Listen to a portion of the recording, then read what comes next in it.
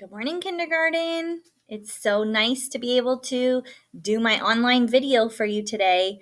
I know it's pretty sad that we won't be able to do our schoolwork at school and be able to see our friends, but hopefully we will be able to still see each other soon. We just all need to listen to the government and try and stay healthy, and hopefully we'll be able to come back to school. All right, so we are going to start our day off with our welcome song. Are you ready? Okay. Hello, how are you? Hello, how are you? Hello, how are you? How are you today? I'm fine, I hope you are too. I'm fine, I hope you are too. I'm fine, I hope you are too. I hope you are fine today. Turn to your neighbor and shake their hand. Turn to your neighbor and shake their hand.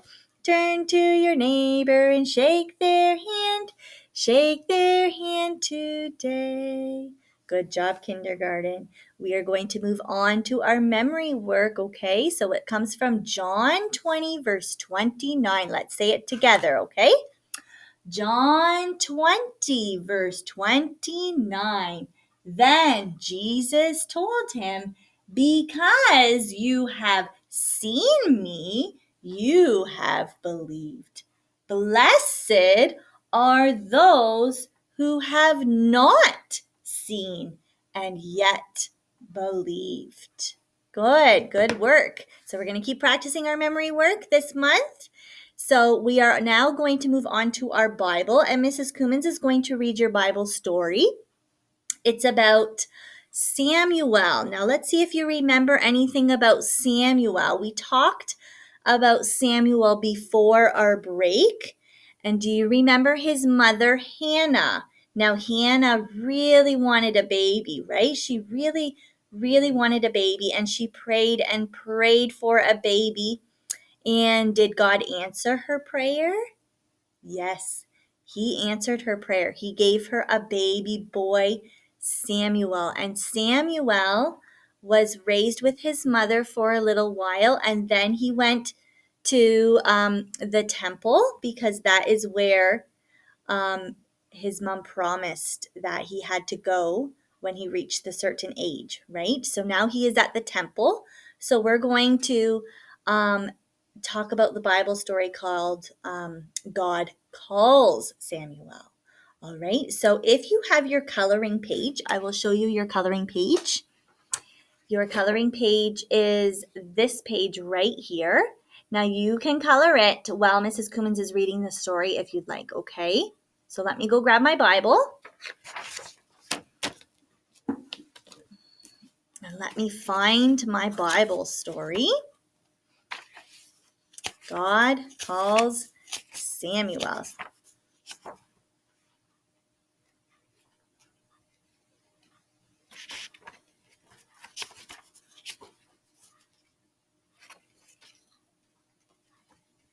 Okay, I have found it.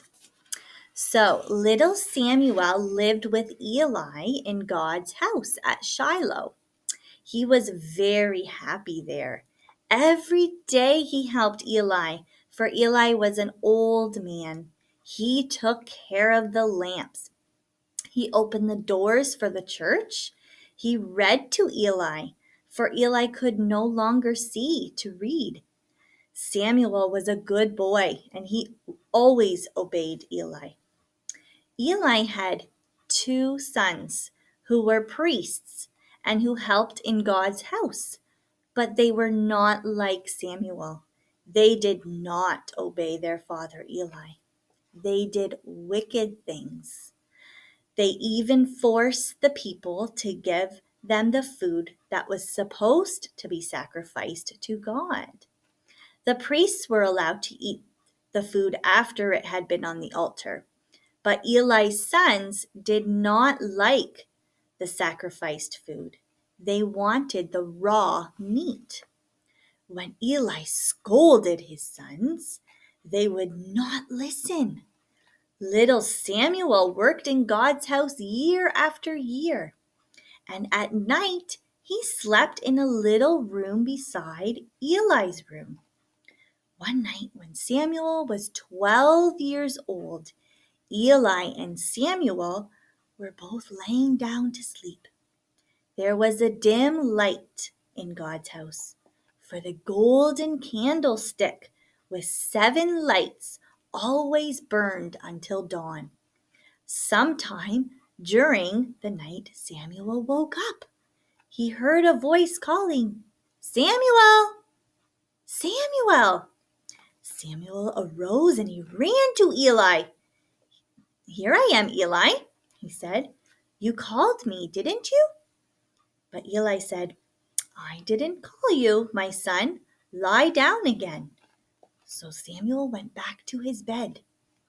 Soon Samuel heard the voice again. "Samuel! Samuel!" it called.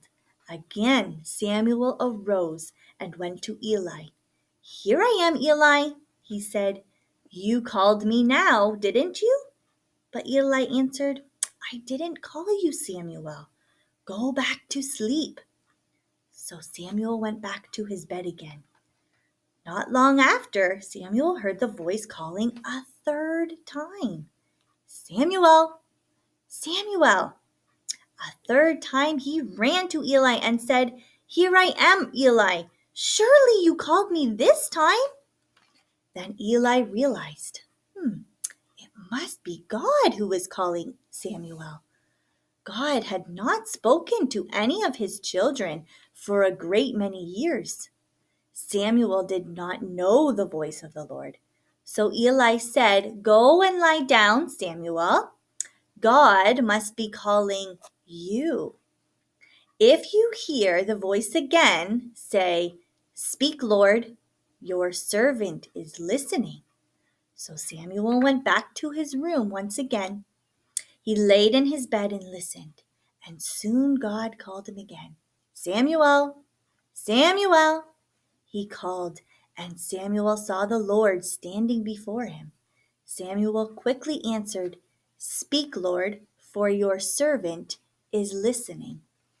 Then God talked to Samuel about Eli's wicked sons. He said, "I'm going to do something terrible in Israel. It will make the ears of everyone who hears it tingle." He told Samuel how he had sent his prophet to Eli to warn about his wicked sons, and how Eli did nothing about it. Now both his sons were to be killed. No relative of Eli's would ever be a priest again. After God had gone, Samuel lay in his bed until morning. He kept thinking about God's words. He was afraid to tell Eli. But in the morning, as he was opening the doors of the church, Eli called him. "Did the Lord call you again last night, my son?" he asked. "What did he tell you?" Then Samuel had to tell Eli everything that God said. He kept nothing back. Eli knew God was right. He said, "It is the Lord. Let him do that as he seems good to him." That's pretty sad for Eli, but his sons were wicked, and they weren't obeying God, so he had to kill them. So where did Samuel live? Do you remember where Samuel lived? That's right, he lived with Eli. He lived in God's house. And what did he hear one night? Somebody was speaking to him. They said, "Samuel, Samuel." And what did God tell Samuel? That's right. God told Samuel that he was going to have to kill Eli's sons because they were so wicked and they were disobeying and not listening, right? So it's a pretty sad story at the end, but God had to do what he had to do, right? Because he is so powerful and so mighty. So you may finish your worksheet, color it. SK, you need to label 3 things in your picture. So we've talked about labeling. So I want you to make sure that you are labeling your picture. So you may pick something in your picture like maybe the moon. You can label the moon, or blanket or hair or stars. There are different things that you are able to label in your picture, okay? Bye, kindergarten. Do your hard work.